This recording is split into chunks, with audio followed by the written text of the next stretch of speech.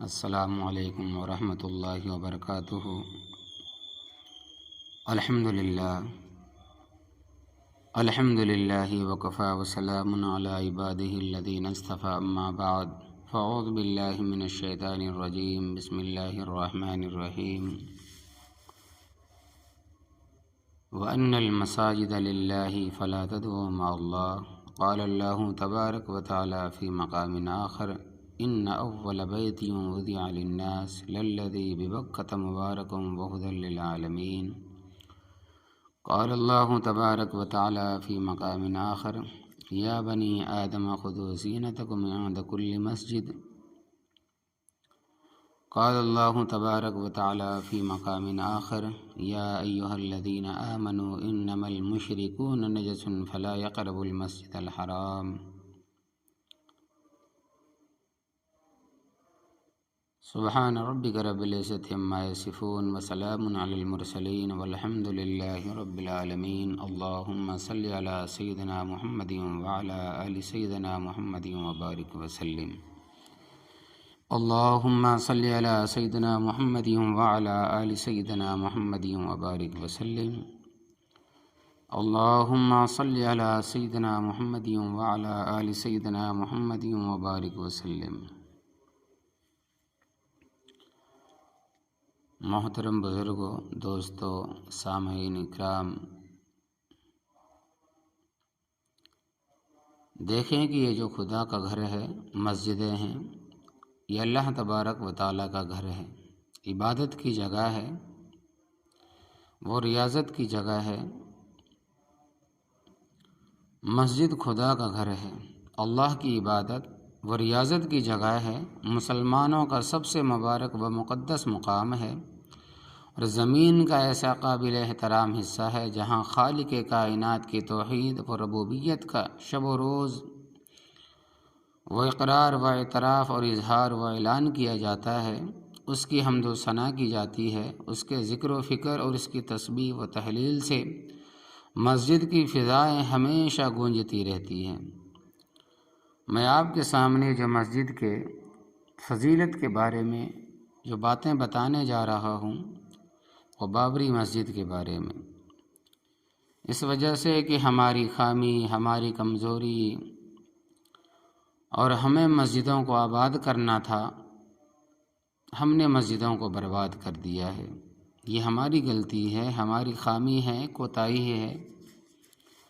اس وجہ سے اللہ تبارک و تعالیٰ نے بابری مسجد کو غیروں کے نظر کر دیا ہے۔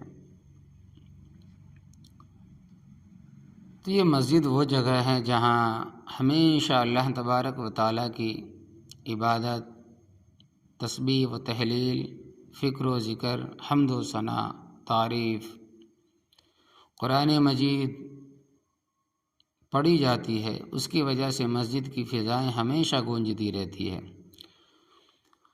خدائے وحدہ لا شریک لہو کے سامنے سر بسجود ہونے کے لیے سب سے پہلا گھر جو تعمیر ہوا وہ کعبہ مقدسہ ہے۔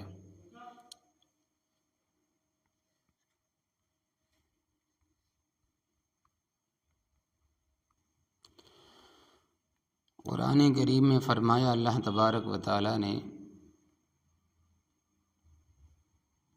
ان اول بیت وضع للناس للذی ببکۃ مبارکہ، سب سے پہلے جو مکان انسانوں کی عبادت کے لیے مقرر ہوا وہ مکہ میں ہے، جس میں خیر و برکت ہے اور جو سارے اہل جہاں کا مرکز اور ہدایت ہے۔ جو مساجد عالم وجود میں آ گئی، جو مساجد دنیا کے وجود میں آ گئی، ان کے بارے میں سارے مسلمانوں کا متفق عقیدہ ہے کہ قیامت تک کے لیے اسے قائم و دائم رکھنا ضروری ہے، اور اسے کسی بھی طرح دوسری جگہ منتقل نہیں کیا جا سکتا، کیونکہ مسجد کی زمین کے نیچے اور چھت کے اوپر کا سارا حصہ داخل مسجد میں داخل ہے۔ اس کی تخریف، انہدام، توہین، بے حرمتی کا ارتکاب وہی بدقسمت انسان کر سکتا ہے جو ایمان و اسلام کی برکتوں سے محروم اور کفر و شرک کی غلاظتوں میں ڈوبا ہوا ہو۔ اہل ایمان ان مساجد کی تعمیر و آبادی کاری میں حصہ لیتے ہیں، تعمیر و آباد کاری میں حصہ لیتے ہیں، اور کفار و مشرکین انہیں ویران اور غیر آباد کرنے کی سازشوں میں مصروف رہتے ہیں۔ رب کائنات ارشاد فرماتا ہے کہ مشرکین کا یہ کام نہیں کہ وہ اللہ تبارک و تعالیٰ کی مسجدوں کو آباد کرے جس حالت میں وہ اپنے اوپر خود کفر کی شہادت دے رہے ہیں۔ ان کے تو سارے اعمال ضائع ہو گئے اور انہیں ہمیشہ ہمیشہ جہنم میں رہنا ہے۔ اللہ تبارک و تعالیٰ کی مسجدوں کو تو وہی لوگ آباد کرتے ہیں جو اللہ اور یوم آخرت پر ایمان لاتے ہیں، نمازیں پڑھتے ہیں، زکوٰۃ دیتے ہیں اور اللہ تبارک و تعالیٰ کے علاوہ کسی سے نہیں ڈرتے ہیں۔ اللہ تبارک و تعالیٰ کی عبادت سے روکنے والے، اس کی مسجدوں کو تباہ و برباد کرنے والے انسان خدا کے باغی اور سرکش و ظالم ہے، اور اس شخص سے بڑا ظالم کون ہوگا جو اللہ تبارک و تعالیٰ کی مسجدوں میں اس کے نام کی یاد سے روکے اور ان کی ویرانی کے در پہ ہو۔ مسلمان ہند کے دلوں پر یہ خبر بجلی بن کر گری کہ سیشن جج فیض آباد یو پی نے بابری مسجد اجودھیا کے لیے 1 فروری 1986 کو یہ فیصلہ دیا کہ اس کا تالا توڑ کر پوجا کی جا سکتی ہے، جس پر عمل درآمد شروع ہو چکا ہے۔ مسجد کو بت کدہ قرار دینا ہندوستان کی سیکولر تاریخ کا ایک سیاہ باب اور اس کی پیشانی پر ایک بدنما داغ ہے، ظلم و ستم کی ایک نئی روایت ہے اور انفرادی طاقت و قوت کے سامنے گھٹنے ٹیک دینے کی بدترین مثال ہے، جس سے تخریب کار ذہنیتوں کو ہوا ملے گی، یعنی فساد لوگوں کو ہوا ملے گی، فقر و پرست جماعتیں کھل کر اپنا کھیل کھیلنے لگے گی۔ ایک منظم سازش کے تحت اس وقت مسلمانوں کو طرح طرح کے مسائل میں الجھا کر ان کے شیرازہ کو منتشر اور ان کی طاقت کو ختم کرنے کی بھرپور کوشش کی جا رہی ہے۔ بھارت کا نیشنل پریس ان کے خلاف زہر افشانیاں کر رہا ہے، اسلام کے اصول و قوانین اور اس کے مقدس شخصیتوں کے سلسلے میں بدگمانیاں پھیلائی جا رہی ہے، مسلم پرسنل لا کو ثبوت تازہ کرنے کی مہم چلائی جا رہی ہے، شاعرین دین کی پامالی کی کوششیں کی جا رہی ہے، قرآن حکیم پر حملے ہو رہے ہیں اور بہت ساری مساجد میں انہیں نماز پڑھنے سے روکا جا رہا ہے، جس کا واحد مقصد یہ ہے کہ مسلمان مجبور ہو کر اپنے امتیاز و تشخص کو خیر آباد کہہ دیں اور اپنے آپ کو گنگا و جمنا کے دھاروں کے حوالے کر دیں۔ لیکن خدا کا شکر ہے کہ مسلمانان ہند اپنے دین و ایمان کے تحفظ و بقا کی خاطر ہر طرح کی قربانیاں دینے کے لیے تیار ہے، اور انہیں کوئی طاقت بھی کسی قیمت پر سرحد اسلام سے باہر نہیں نکال سکتی، اور ہر موڑ پر انہوں نے اپنے استقلال و استقامت کا زبردست مظاہرہ اور اسلام دشمن قوتوں کا جم کر مقابلہ کیا ہے۔ یہی وہ جذبہ ایمانی ہے جس کی وجہ سے وہ اپنے آپ کو محفوظ رکھے ہوئے ہیں اور ہزار مزاحمتوں کے باوجود اپنے دین و مذہب اور تہذیب و تمدن کی باوقار حفاظت پاسبانی میں مصروف ہے۔ بابری مسجد اجودھیا کے تنازع کے پس منظر میں جو بات سب سے زیادہ قابل تعریف رہی ہے وہ ہے مسلمانوں کا صبر اور نظم و ضبط۔ گزشتہ تقریباً 85 سال سے مسلمانوں نے جس طرح اس معاملے میں اپنی جرت و ہمت اور ثابت قدمی کا ثبوت دیا ہے، وہ ان کی اس اسلامی تعلیم کا نتیجہ ہے جو انہیں حالات کا باوقار انداز میں صبر و ضبط سے مقابلہ کرنے کا درس دیتی ہے۔ بابری مسجد کے تالا توڑنے، اس میں پوجا کرنے کی جس طرح اجازت دی گئی، اس سے مسلمانوں کے جذبات بری طرح مجروح ہوئے۔ ان کا یہ خیال اب یقین کی صورت اختیار کر چکا ہے، انہیں بھارت دیش میں دوسرے درجے کا شہری سمجھا جا رہا ہے۔ لیکن خائف و ہراساں مایوس ہونے کی کوئی ضرورت نہیں، ہمارے سامنے آئینی اور قانونی جدوجہد کے سارے راستے کھلے ہیں۔ یہ فیصلہ یقیناً عدالت بالا میں چیلنج کیا جائے گا۔ فوری طور پر کرنے کا کام یہ ہے کہ اس مسئلے کو عدالت بالا میں اٹھائے جانے کا اہتمام کیا جائے۔ ملک کے ممتاز مسلم ماہرین قانون عملی طور پر اس کے لیے متحرک ہو جائیں اور تدبر و دانش مندی کے ساتھ اسے آگے بڑھائیں۔ حکومت ہند سے ہمارا مطالبہ ہے کہ مسلمانوں کے مذہبی جذبات، ان کے جائز حقوق کو تسلیم کرتے ہوئے بابری مسجد اجودھیا کو ان کے حوالے کیا جائے اور اس میں انہیں نماز ادا کرنے کی باضابطہ اجازت دے دی جائے۔ اسی طرح دہلی، ہریانہ، راجستھان، پنجاب وغیرہ کی جو مساجد غیر مسلموں کے قبضے میں ہیں انہیں مسلمانوں کے حوالے کرے اور محکمہ آثار قدیمہ کی ساری مساجد کے دروازے 5 وقتہ نماز باجماعت کے لیے کھول دیں۔ یہ جب کی بات ہے، تقریباً 1988 کی بات ہے۔ اب تو اتنا تنازع، اتنی دشمنی کہ اب تو پکا طور پر مندر بن بھی گئی اور وہاں اب کل پوجا بھی ہوگی، مگر اللہ تبارک و تعالیٰ سے دعا ہے، توقع ہے، امید ہے کہ اللہ تبارک و تعالیٰ اب نہیں ان نامزد، ان ظالم تشدد پسندوں کو اللہ تبارک و تعالیٰ دنیا سے بے ثبات کر کے جہنم میں ڈالے گا۔ یاد رکھیں کہ ایک مرتبہ جو شخص دنیا میں آیا اسے مرنا ضرور ہے، اسے مرنا ضرور ہے، موت آئے گی اور اللہ تبارک و تعالیٰ مشرکوں کو ہمیشہ ہمیشہ کے لیے جہنم میں ڈالے گا۔ تو ایک احوال گزارش یہ ہے کہ دیکھیں کہ آپ سمجھ جائیں بابری مسجد کے بارے میں کہ اس کا پس منظر کیا ہے، بابری مسجد کیا ہے۔ تو صوبہ اتر پردیش کا شہر اجودھیا ضلع فیض آباد اپنی قد و قامت، مذہبی و تاریخی اہمیت کے لحاظ سے تعارف کا محتاج نہیں ہے۔ سرجو ندی کے کنارے آباد یہ شہر اس وقت 60,000 نفوس پر مشتمل ہے، جس میں تقریباً 5,000 مسلم آبادی ہے۔ مشہور ہندو روایات کے مطابق رام چندر کی پیدائش یہیں ہوئی، البتہ مورخین کا اس سلسلے میں اختلاف ہے کہ اجودھیا اسی جگہ آباد ہے جہاں رام چندر کی پیدائش ہوئی تھی، یا وہ آبادی کہیں اور تھی جسے قدیم تاریخ میں اجودھیا کہا جاتا تھا اور یہ نیا شہر بعد کے کسی زمانے میں آباد ہوا ہے۔ اس شہر کو بدھ مت، جین مت میں بھی تقدس کا درجہ حاصل ہے۔ زبانی طور پر مسلم روایات کے مطابق حضرت نوح، حضرت شیس علیہ السلام کی بھی یہاں قبر موجود ہے، مگر مذہب و تاریخ کی مستند کتابوں سے اس روایت کی کوئی تصدیق نہیں ہوتی۔ حضرت نصیر الدین چراغ دہلوی رحمۃ اللہ علیہ کا بچپن اجودھیا ہی میں گزرا۔ قدوائی خاندان کے مورث اعلیٰ قاضی قدوہ کی قبر یہی ہے۔ یہاں بہت سے علماء و اولیاء و صوفیاء کرام کی قبریں، بہت سی تاریخی مساجد بھی پائی جاتی ہے جن کا اب کوئی پرسان حال نہیں ہے۔ مرور زمانہ نے انہیں شکست و ریخت کی منزل سے دوچار کر دیا ہے۔ خواجہ حالی نے دہلی کا مرثیہ لکھتے ہوئے جو کہا تھا اس کا مصداق شہر اجودھیا کو بھی بنایا جا سکتا ہے۔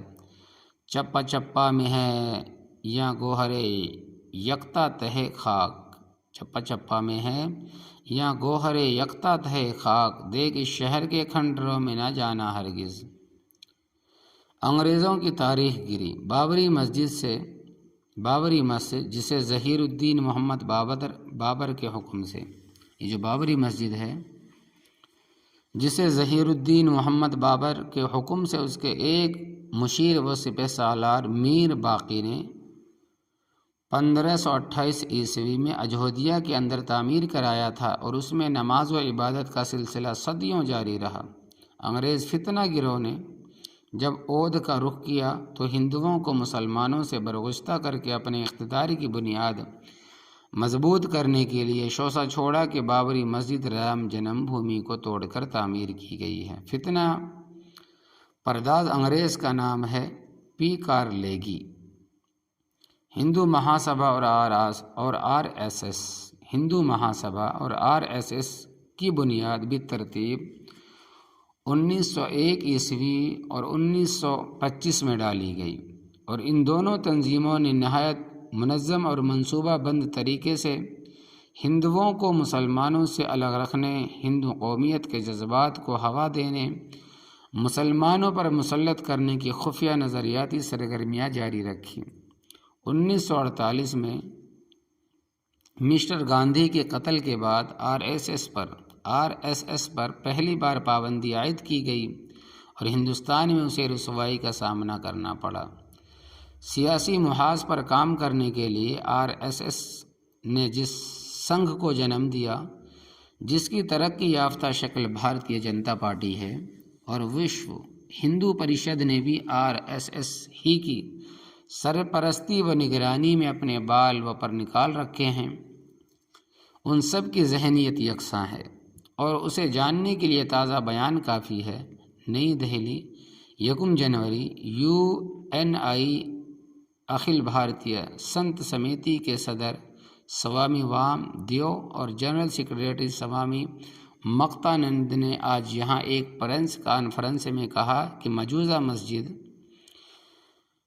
بابر کے نام پر نہیں ہونی چاہیے، جو ایک حملہ آور اور ہندوستان کو لوٹنے والا تھا۔ انہوں نے کہا کہ جو لوگ بابر کے نام پر مسجد بنائے جانے کا مطالبہ کر رہے ہیں وہ ملک کے غدار ہیں۔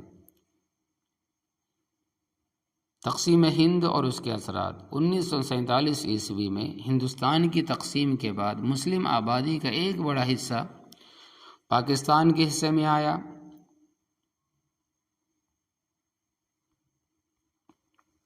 اور پنجاب، بنگال، بہار، دلی، مغربی UP کے بھی بہت سے مسلمان پاکستان منتقل ہو گئے۔ پھر بھی کروڑوں کی تعداد میں مسلمانوں نے ہندوستان ہی کو اپنا مستقل وطن بنایا۔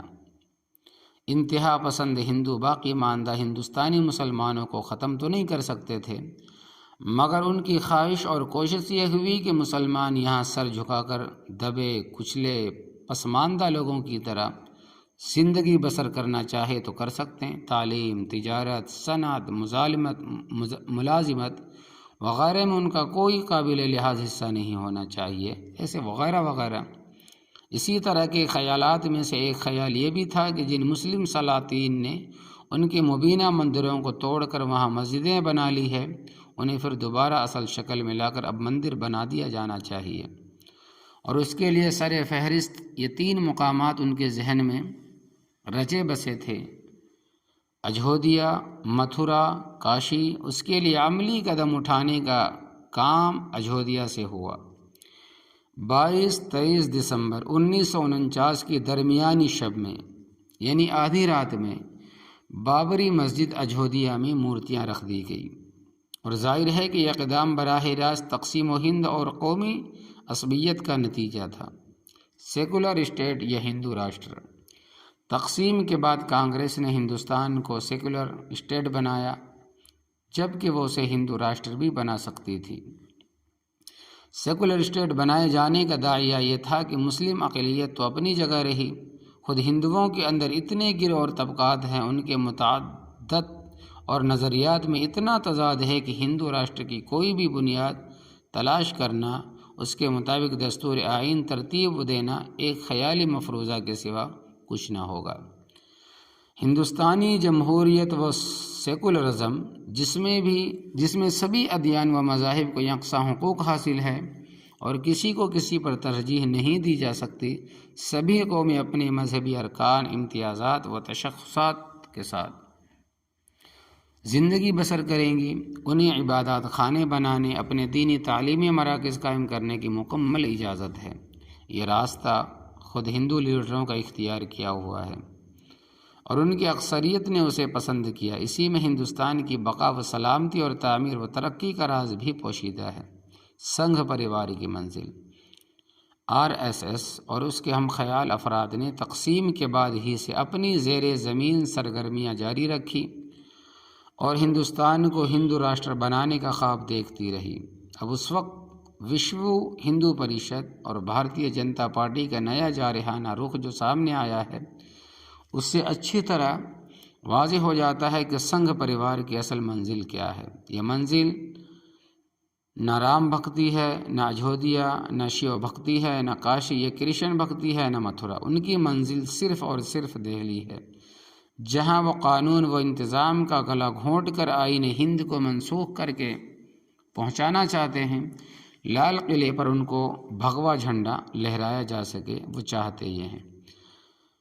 ابھی کچھ دنوں پہلے ڈاکٹر مرلی منوہر جوشی صدر بھارتیہ جنتا پارٹی نے ماتا علا جھانسی کے سرکاری مہمان خانے سے دیے گئے اپنے انٹرویو میں یہ نقطۂ نظر واضح کر دیا ہے اور صاف الفاظ میں ہندو راشٹر کے قیام کے نصب العین کی بھرپور وکالت کی ہے۔ غلامی کی نشانیاں: مسلم حکمرانوں کی جو بھی مذہبی تاریخ عمارتیں ہیں وہ انتہا پسندوں کی نظر میں غلامی کی نشانیاں ہیں، جنہیں وہ صفحہ ہستی سے نیست و نابود کر ڈالنا چاہتے ہیں۔ پہلے مرحلے میں وہ مساجد کو نشانہ بنا رہے ہیں اور دوسرے مرحلے میں تاریخی عمارتوں کو منہدم کر دینا چاہتے ہیں، جسے ہم دیکھتے آئے کہ پہلے بابری کی مسجد، اس کے بعد شہر کے نامے بدل دیے گئے، شہر کے ناموں کو بدل دیا گیا ہے۔ تو یہ صرف تاریخ کو بدلنا چاہتے ہیں، منہدم کرنا چاہتے ہیں، توڑنا چاہتے ہیں۔ اجودھیا کی بابری مسجد کے بعد اب کاشی کی گیان واپی مسجد اور متھرا کی عیدگاہ کی طرف ان کی نگاہیں اٹھ رہی ہیں، اور قطب مینار، لال قلعہ، تاج محل وغیرہ بھی ان کے نشانے پر ہے۔ تاریخ کا الٹا سفر کر کے وہ پھر ہندوستان کو دور وحشت، ظلم میں لے جانے پر آمادہ کمر بستہ ہے، اور انہیں ہوش اس وقت آئے گا جب بدھ مت اور جین مت کے ماننے والے بھی پوری طاقت کے ساتھ یہ مطالبہ شروع کر دیں گے کہ ہندوؤں کے ہاتھوں ہمارے جو مندر توڑے گئے ہیں وہ بھی ہمیں پھر واپس ملنے چاہیے، اور ضرور ملنے چاہیے۔ مسجد اقصیٰ سے بابری مسجد تک صلیبی و صہیونی سازشوں کا جال اب ہندوستان میں بھی پھیلتا جا رہا ہے، اور ان کی سازشوں نے اپنا اثر دکھانا شروع کر دیا۔ اس موقع پر یہ چونکا دینے والا انکشاف پڑھنے کے لائق ہے۔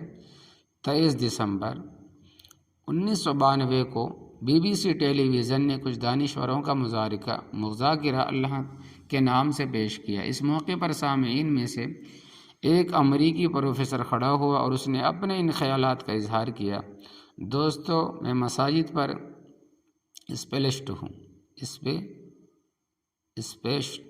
ہوں، یعنی اسپیشل ہوں۔ دنیا بھر کی تقریباً 30,000 سے زیادہ مسجدوں کا مطالعہ اور اسٹڈی کر چکا ہوں۔ میری ذاتی رائے یہ ہے کہ یروشلم سے بوسینا اور پھر بوسینا سے اجودھیا تک مسجدوں کو نقصان پہنچانے کی ایک زبردست مہم چلائی جا رہی ہے۔ مجھے یہ کہنے میں کوئی جھجک محسوس نہیں ہوتی کہ اس مہم کے پیچھے اسرائیل کا ہاتھ ہو سکتا ہے۔ مسجد اقصیٰ کے انہدام کی کئی کوششیں ہو چکی ہیں۔ بابری مسجد اور دیگر مقبوضہ مساجد کا فرق: عام طور پر بہت سے لوگ یہ سوال کرتے ہیں کہ تقسیم کے وقت ہزاروں مسجد غیر آباد ویران ہو گئی، ان پر غیر مسلموں نے قبضہ کر لیا اور آج بھی ان کے تصرف میں ہیں، تو ان مساجد کو نظر انداز کر کے صرف بابری مسجد ہی کو کیوں مسلمان اپنی توجہ اور سرگرمیوں کا مرکز بنا رہے ہیں؟ اتنے مساجد کو چھوڑ کر صرف بابری مسجد ہی کو کیوں مسلمان اپنی توجہ اور سرگرمیوں کا مرکز بنا رہے؟ میرے خیال میں یہ موازنہ صحیح نہیں، کیونکہ دیگر مساجد پر ہیجان انگیز حالات شر پسندوں نے قبضہ کر لیا اور مسلمان اس وقت تک مزاحمت کرنے کی پوزیشن میں نہیں تھے۔ دوسری بات یہ ہے کہ ان پر قبضہ اور ان کے اندر پوجا کا کوئی عدالتی فیصلہ نہیں، اور یہاں بابری مسجد کا تالا فیض آباد لوکل کورٹ کے ذریعہ 1 فروری 1986 کو کھولا گیا اور پھر عام پوجا کی جانے لگی۔ اس عدالتی حکم نے مسلمان ہند کو سخت برافروختہ کر دیا اور وہ غصے میں آ کر احتجاج کرنے لگے۔ اجودھیا کی مختصر سی مسلم آبادی مقامی شرپسندوں کا مقابلہ کرنے کی طاقت نہیں رکھتی، اس کا بھی انتہا پسندوں نے فائدہ اٹھایا اور رام کے نام پر انہوں نے ہندو و جذبات کو بھڑکا کر اپنا اثر و رسوخ جمایا۔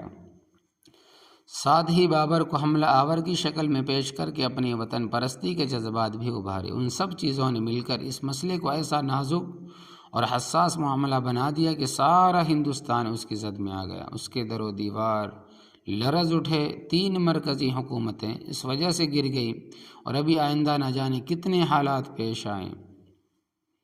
مقدمہ شاہ بانو 1985-1986 میں مسلم پرسنل لا کے تحفظ کی تحریک اپنے شباب پر تھی۔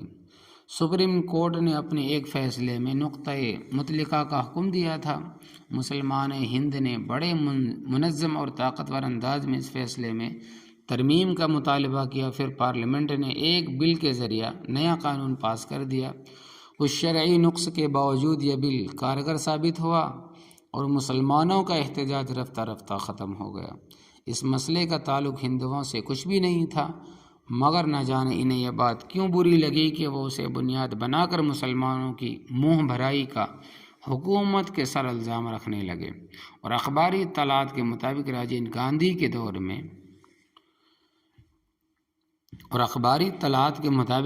گاندھی کے دور میں ارون نہرو کے اشارے پر ویر بہادر سنگھ وزیر اعلیٰ اتر پردیش کے مشورے سے ہندوؤں کی منہ بھرائی کی پالیسی اختیار کی گئی اور پارلیمنٹ میں نفقہ مطلقہ سے متعلق بل پاس ہونے سے پہلے ہی اچانک 1 فروری 1986 کو بابری مسجد کا تالا کھلوا کر ٹیلی ویژن کے ذریعے اس کی تشہیر بھی کر دی گئی۔ علماء کرام کا موقف۔ علماء کرام نے نہایت بصیرت و فراست کے ساتھ بابری مسجد کے مسئلے پر اپنی رائے دی کہ مسلمان ہند ہوش و گوش سے کام لیں اور جذبات کی رو میں آ کر کوئی بھی ایسا قدم نہ اٹھائیں جو مستقبل میں خود انہی کے لیے نقصان دہ ثابت ہو۔ ان کی رائے یہ حصے آب زر سے لکھے جانے کے قابل ہے۔ نمبر 1، بابری مسجد کے تحفظ و بازیابی کے لیے آئینی قانونی جدوجہد جاری رکھی جائے، اسمبلی و پارلیمنٹ کے اندر اس کے لیے مؤثر آواز اٹھائی جائے اور ذمہ دار لیڈروں سے مل کر انہیں اپنے موقف سے آگاہ کیا جائے۔ نمبر 2، شاہ بانو کیس میں ہماری جدوجہد کا رخ حکومت ہند کی طرف، اس کا عام ہندوؤں سے کوئی تعلق نہیں، جبکہ بابری مسجد کے ساتھ عام ہندوؤں کے جذبات جڑے ہوئے ہیں۔ اس لیے سڑکوں پر آ کر کوئی ایسا احتجاج مظاہرہ نہ کیا جائے جس کی وجہ سے براہ راست عام ہندوؤں سے کوئی ٹکراؤ اور خون ریزی کی نوبت پیدا ہو۔ نمبر 3، بابری مسجد کے کسی جز سے کسی قیمت پر برداری کی کوئی بات نہ کی جائے۔ ظلماً اگر مسجد شہید کر دی جائے یا اس پر قبضہ کر لیا جائے، جب بھی اس کا کوئی حصہ کسی کو دینے اور منتقل کرنے پر کوئی رضامندی نہ ظاہر کی جائے۔ نمبر 4، اگر خدا نخواستہ اس کی 1 انچ بھی زمین دینے پر کسی نے رضامندی ظاہر کی تو اس کا یہ فعل خلاف شرع ہوگا اور آئندہ کے لیے مخالفین اسے نظیر بنا کر دوسری مساجد کے لیے بھی طرح طرح کی مشکلات پیدا کرنے لگیں گے، اور شرعی و قانونی کسی طرح کی کوئی رکاوٹ کھڑی کرنا ہمارے بس سے باہر ہو جائے گا۔ نمبر 5، ظلماً مسجد پر قبضہ یا اس کی شہادت کے بعد بھی مسجد کی زمین مسجد ہی رہے گی اور اس پر مسلمانوں کا دعویٰ استحقاق ہمیشہ باقی رہے گا، انشاءاللہ تبارک و تعالی قیامت تک رہے گا۔ مسجد ہے، مسجد تھی، مسجد رہے گی۔ اللہ تبارک و تعالی دوبارہ اسے، جب وہ زمانہ آئے گا کہ صرف دنیا کے اندر مسلمان ہی رہیں گے، پھر مندر توڑی جائے گی، مسجد بنائی جائے گی۔ اللہ تبارک و تعالیٰ کے اوپر ہمیں توقع ہے، امید ہے کہ اللہ تبارک و تعالیٰ اپنے باران رحمت سے پھر وہ مسجد بنے گی۔ مسلم لیڈروں کا رول۔ مسلم لیڈروں نے 1 فروری 1986 کے بعد نہایت گرما گرم بیانات دیے جن کا عام مقرروں نے بھی تعاون کیا۔ اردو صحافت بھی پیچھے نہیں رہی، کچھ ہفت روزے خاص طور پر اس مسئلے کو اچھالنے میں پیش رہے۔ ان سب کی نیتوں پر ایک ساتھ شبہ نہیں کیا جا سکتا۔ جنہوں نے اخلاص اور نیک نیتی کے ساتھ تحریک بابری مسجد میں جو شیل انداز سے حصہ لیا، انہیں یقیناً بارگاہ رب العزت میں سرخروئی اور سرفرازی حاصل ہوگی۔ مگر تحفظ و بازیابی مسجد کا مسئلہ نہایت نازک و حساس اور دور رس نتائج کا حامل تھا، اس لیے بہت ہی تدبر و دور اندیشی اور اعتدال و توازن کے ساتھ مسلم لیڈروں کے ملک کی رائے عام ہموار کرنی چاہیے تھی اور پہلے ہی قدم پر انہیں سوچ لینا چاہیے تھا کہ ہمارا قدم منزل کی طرف جا رہا ہے، یہ منزل سے دور ہو رہا ہے۔ میں اپنے ذاتی مشاہدات تجربات کی بنیاد پر یہ کہہ سکتا ہوں کہ بہت سے کوتاہ اندیش، خود غرض، مفاد پرست سیاست دانوں نے اس مسئلے کو اپنی شہرت و سیاست کا ذریعہ بنایا اور اس مسئلے کو الجھانے باقی رکھنے کی انہوں نے شعوری یا غیر شعوری طور پر بھرپور کوشش کی اور اپنی جذباتی خطابت و بیان بازی سے ہر شہر اور دیہات کے کوچے بازار کا ماحول آتش فشاں بنا دیا۔ اجودھیا مارچ اور تقریبات 26 جنوری کا بائیکاٹ۔ بابری مسجد کانفرنس دہلی منعقد 22-23 دسمبر 1986 نے اپنی تجاویز میں 2 تجویزیں خاص طور پر پاس کی کہ مسئلہ اگر حل نہیں ہوتا تو نماز کے لیے مسلمان ہند اجودھیا مارچ کریں گے اور تقریبات 26 جنوری کا بائیکاٹ بھی کریں گے۔ میں سمجھتا ہوں کہ 1947 کے بعد مسلم قیادت نے اب تک اتنا غیر دانشمندانہ اور عاقبت اندیشانہ فیصلہ کوئی اور نہیں کیا ہوگا۔ 7 روزہ نئی دنیا دہلی اور 7 روزہ اخبار نو دہلی وغیرہ کے ذریعے میں نے ان دونوں فیصلوں کے خلاف اپنا بیان دیا، جنہیں آپ آگے کے صفحات میں اسی کتاب میں ملاحظہ فرمائیں گے۔ ان دونوں اعلانات نے مسلمانوں کو بے حد نقصان پہنچایا اور انتہا پسند ہندوؤں کے ہاتھوں میں ایک ایسا مضبوط ہتھیار فراہم کر دیا جسے وہ سال ہر سال سے حاصل کرنے کی تدبیریں کر رہے تھے۔ انہوں نے اپنی منتشر صفوں کو متعدد منظم کیا اور پھر مسلمانوں پر بھرپور حملہ شروع کر دیا۔ مسلم عوام کا قابل تعریف کردار بر صغیر کا مسلمان اپنی غیرت و حمیت دینی و ملی میں دنیا بھر کے مسلمانوں سے ممتاز اور منفرد ہے۔ وہ عالم اسلام کے ہر درد کو اپنا درد سمجھتا ہے اور اسلام و مسلمین کی عزت و حرمت پر مر مٹنے کے لیے ہمیشہ کمر بستہ اور تیار رہتا ہے، اور یہی ہر مسلمان کی شان بھی ہونی چاہیے۔ جنگ طرابلس و بلقان ہو، یہ تحریک خلافت، حرمین شریفین پر سعودیوں کا تسلط یا بیت المقدس پر یہودیوں کا غلبہ، تحریک تحفظ شریعت ہو، یہ تحریک بازیابی بابری مسجد، جزیرۃ العرب میں امریکی و برطانوی اتحاد فوجیوں کی آمد ہو، یا عراق پر ان کا جارحانہ حملہ، ہر موقع پر اسلامیان ہند نے اپنے بے مثال غیرت و حمیت کا مظاہرہ کیا ہے، اور ساری دنیا چشم حیرت سے ان کا منہ دیکھتی رہ گئی اور ان کے مخلصانہ بے غرض جذبات اور احساسات کو خراج عقیدت پیش کرنے پر مجبور ہو گئے۔ بابری مسجد کے تحفظ کے لیے انہوں نے 12 بنکی، میرٹھ، ملیانہ، ہاشم پورہ، ابدایوں، بھاگلپور، کانپور، سورت، بمبئی، دہلی اور ملک کے ہر حصے میں جو قربانیاں دی، زخم پر زخم کھائے، اپنی تجارت و معاشیت کو داؤ پر لگایا، اس کا اجر و ثواب عظیم انہیں بارگاہ خداوندی میں ضرور ملے گا، اور یقین کے ساتھ کہا جا سکتا ہے کہ انہوں نے ایثار و قربانی کا یہ عظیم الشان مظاہرہ صرف رضائے خدا و رسول کے لیے کیا ہے، اور اس کے پیچھے ان کا کوئی دنیاوی مفاد پوشیدہ نہیں تھا۔ حکمراں سیکولر پارٹیوں کی سیاسی بازی گری۔ سیاست حاضرہ کی نرنگی کو سمجھنا کچھ زیادہ مشکل نہیں۔ وہ جس مسئلے کو چاہے ابھار کر اس کے کاندھے پر سوار ہو جائے اور پوری قوم کو گرفتار بلا کر دے، اور اپنی شاطرانہ سیاست کو مذہب کا لبادہ پہنا کر عوام کے دلوں کو لبھانے لگے۔ حکمران سیکولر پارٹیوں نے مسئلہ بابری مسجد کی آڑ میں اپنی اپنی سیاسی دکانیں چلائی ہیں اور ہندوستانی عوام کو دل کھول کر بیوقوف بنایا ہے۔ کبھی کوئی بیان دے کر ہندوؤں کو اپنی جانب مائل کرنے کی کوشش کی اور کبھی کوئی بیان دے کر مسلمانوں کو خوش کر دیا، لیکن عام طور پر ان سارے بیانات کے پس پردہ ان کی اپنی سیاست ووٹ بینک بنانے کی خواہش ضرور کار فرما رہی ہے۔ ان کی اس دو رنگی حکمت عملی نے پورے ہندوستان کو زبردست نقصان پہنچایا اور ملک کے دستور و قانون، تاریخ و روایت کو سر بازار رسوا کرنے میں ان کی طرف سے کوئی کسر نہیں چھوڑی ہے۔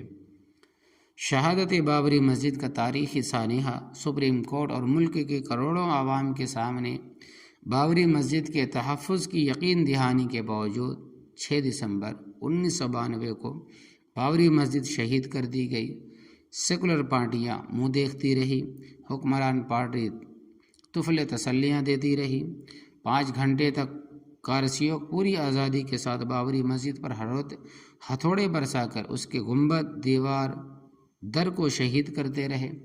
پولیس اور فوج خاموش تماشا بنی رہی، قانون انتظام کی دھجیاں بکھرتی رہی۔ مگر ہندوستان کی کسی منسٹر، کسی MP اور کسی MLA نے اس کے خلاف احتجاج بلند کرتے ہوئے اپنا نمائشی استعفیٰ بھی نہیں پیش کیا۔ اتر پردیش میں صدر راج کے نفاذ کے بعد بھی تقریباً 36 گھنٹے تک کار سیوک بابری مسجد کے ملبے کی صفائی اور عارضی دیوار تعمیر کر کے اس کے اندر مورتی رکھنے کی کارروائی میں مصروف رہے، اور دنیا بھر میں ہندوستان کے سیکولرزم اور اس کی جمہوریت کا مذاق اڑایا جاتا رہا۔ اس موقع پر صرف بابری مسجد ہی شہید نہیں کی گئی بلکہ اجودھیا کی تقریباً 30 مساجد کو نقصان پہنچایا گیا۔ اللہ اکبر کبیرہ۔ اللہ تبارک و تعالی حفاظت فرمائے مسلمان کو، اللہ تبارک و تعالی مسلمانوں کی دلوں میں اللہ تبارک و تعالی مساجد کی محبت پیدا فرمائیں۔ تو یاد رکھیں کہ صرف اس موقع پر صرف بابری مسجد ہی شہید نہیں کی گئی بلکہ اجودھیا کی تقریباً 30 مساجد کو نقصان پہنچایا گیا۔ بہت سے قدیم تاریخی مزارات مسمار کر دیے گئے، سینکڑوں مسلم مکانات میں توڑ پھوڑ اور آتش زنی کی گئی، بیسیوں مسلمانوں کو شہید کر ڈالا گیا۔ حکومت ہند نہ صرف بابری مسجد کے تحفظ میں ناکام رہی بلکہ ایسا محسوس ہوتا ہے کہ کار سیوکوں کو یہ کھلی چھوٹ دے دی گئی تھی کہ وہ اجودھیا سے ہر مسلم نشانی کو صفحہ ہستی سے نیست و نابود کر ڈالے، اور اس کی پاداش میں نہ کسی کو گرفتار کیا جائے گا اور نہ کسی کے خلاف کوئی مقدمہ چلایا جائے گا بلکہ ان کا ہر خون معاف ہے، نعوذ باللہ۔ مگر اللہ تبارک و تعالیٰ تو پکڑنے والا ہے۔ اللہ تبارک و تعالیٰ کی عدالت میں دودھ کا دودھ اور پانی کا پانی ہونے والا ہے۔ اکثریت و اقلیت، اس کی کھلی ہوئی ناانصافی اور ظلم و ستم کے پیچھے صرف ایک جذبہ کار فرما تھا۔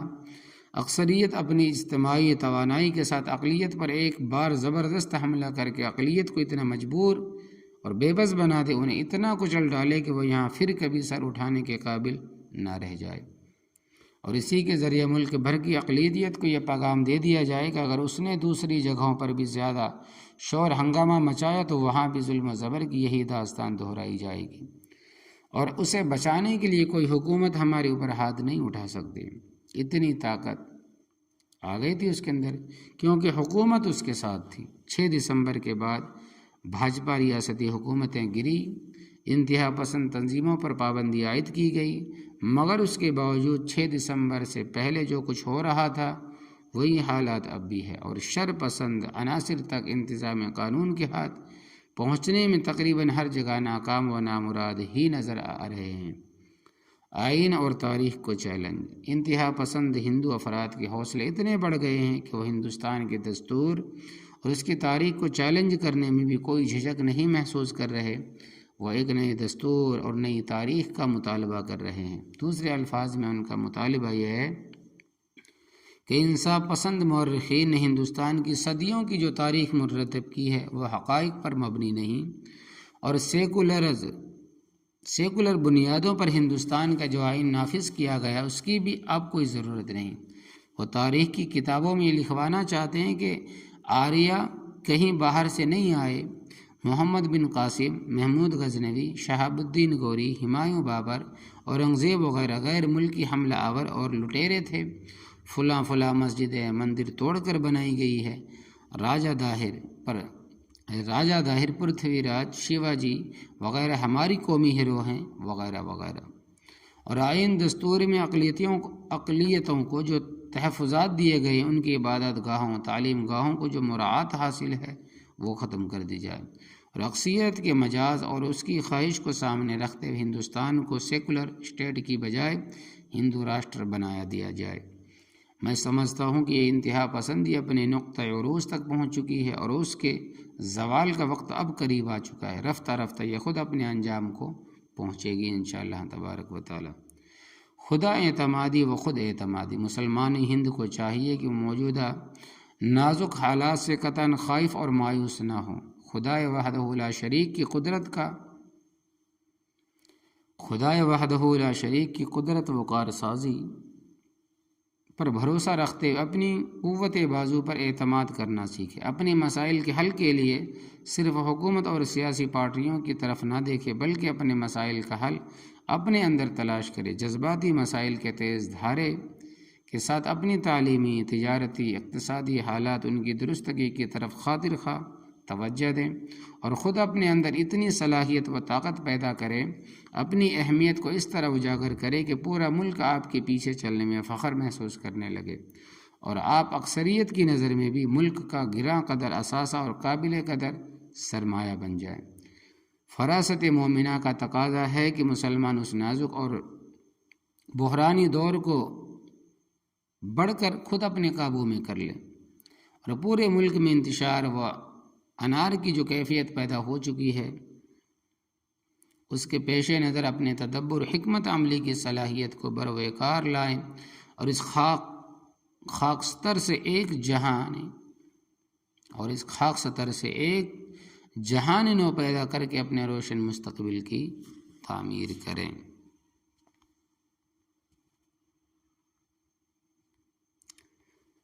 ایک عجلت پسندانہ فیصلہ تقریبات 26 جنوری بابری مسجد کا نازک اور اہم مسئلہ سارے مسلمانان ہند اور جمہوریت پسند برادران وطن کے لیے سنجیدہ غور و فکر کا موضوع اور دور رس اثرات و نتائج کا حامل ایک ایسا سوالیہ نشان بن چکا ہے جس سے صرف نظر کرن انصاف و دیانت ہی کا نہیں بلکہ ہندوستان کی دیرانہ روایت کا مذاق، اس کے دستور آئین کی توہین اور اس کی جمہوریت کا کھلا ہوا قتل ہے۔ لیکن اس صبر آزما اور تاریخی جنگ میں ملت اسلامیہ ہند کو اپنی جرت رندانہ کے ساتھ اپنی فراست مومنانہ سے بھی کام لینا ہوگا۔ پورے صبر و استقامت کے ساتھ یہ فکری و تاریخی جنگ لڑنی ہوگی اور منزل انصاف تک پہنچنے کے لیے پہلے ہی مرحلے میں اسے کوئی ایسا قدم ہرگز نہیں اٹھانا چاہیے جو اسے اپنی منزل سے دور کرتے غلط راہوں پر ڈال دے اور نئی مشکلات و مسائل کا شکار بنا دے۔ بابری مسجد کانفرنس نے یوم جمہوریہ ہند کو یوم غم منانے کا مسلمانوں سے جس طرح مطالبہ کیا ہے وہ ایک نہایت عجلت پسندانہ اقدام ہے جس پر مسلم جماعتوں تنظیموں کی جانب سے نظر ثانی کا جوابی مطالبہ بھی شروع ہو چکا ہے۔ قائدین و کابرین تحریک اگر اپنے فیصلے پر اٹل رہیں جب بھی انہیں چاہیے کہ سرکاری ملازمین کی طرح عام مسلمانوں کی وہ مستثنی قرار دے، خود ہی میدان میں جمے رہے اور دہلی کی کسی مرکزی جگہ پر مشترکہ طور پر یوم جمہوریہ کے موقع پر جمہوری انداز سے اپنے غم و غصہ کا اظہار کرے۔ دانش مندی و دور اندیشی کا تقاضا ہے کہ بابری مسجد کا مسئلہ حکومت ہند کے ساتھ گفتگو شنیدہی کے ذریعہ حل کیا جائے تاکہ ساتھ ہی ساتھ اس خطرے کا بھی مقابلہ کیا جا سکے۔ یونیفارم سول کوڈ کے نام سے ہمارے سروں پر منڈلانے لگا ہے اور بہتر ہے کہ اجودھیا اور فیض آباد کے ان مسلمانوں سے حکومت ہند گفتگو کر کے مسائل کا تصفیہ کرے جو تقریباً 75 یا 76 سال سے بابری مسجد کا مقدمہ لڑ رہے ہیں اور اس کے سارے حالات و معاملات سے اچھی طرح واقف ہیں۔ اب دیکھیں کہ 22 جنوری کو رام مندر کا افتتاح کیا جائے گا اور پھر 4 دن کے بعد یوم جمہوریہ ہے، تو اس کا خاص منشا اور مطلب جو اس کے دل میں جو چھپا ہوا راز تھا وہ کھل کر سامنے آیا ہے کہ دھیرے دھیرے یہ 26 جنوری کے اوپر اپنے جھنڈے لہرائیں گے ہندو راشٹر کا، اور یہ جو ہمارا جو ترنگا ہے یہ ہٹا کر، تاکہ اس وقت مسلمان کچھ نہ سمجھے، غصے میں آ جائے، کچھ حالات محسوس کرے اور پھر ہم اس کے اوپر ظلم کرے، تشدد کرے۔ تو مقصد صرف اتنا ہے کہ ہم اپنے عجلت سے کام نہ لے، جلد بازی سے کام نہ لے، گرم خون کو جوش میں نہ لائیں، بلکہ عقل مندانہ طریقے سے ہم یہ کام کریں۔ اللہ تبارک و تعالی ہمیں عمل کی توفیق عطا فرمائے۔ اللہ تبارک و تعالی تمام مساجدوں کو آباد کرنے کی توفیق عطا فرمائے، تمام مسلمانوں کے دلوں میں بابری مسجد کی محبت پیدا فرمائے۔ اللہ تبارک و تعالی اس مسجدوں کو دوبارہ پھر سے آباد فرمائے۔ تو یہ بھی بابری مسجد کا جو سلسلہ ہے جو چل رہا ہے، جو بیان ہے، وہ بھی ختم نہیں ہوئے۔ انشاءاللہ تبارک و تعالی اگلی مجلس میں اگلی کڑی آپ کو بتائی جائے گی۔ گجرات میں، میرٹھ میں، دہلی کے فسادات میں یہ لوگ کیوں کرتے رہے، یہ لوگ جو گجرات میں، میرٹھ میں، دلہی میں جو فساد کیے ہیں، یہ کیوں کرتے رہے؟ ان لوگوں نے کیوں فساد کیا ہے؟ اس کے بارے میں انشاءاللہ تبارک و تعالی بتایا جائے گا۔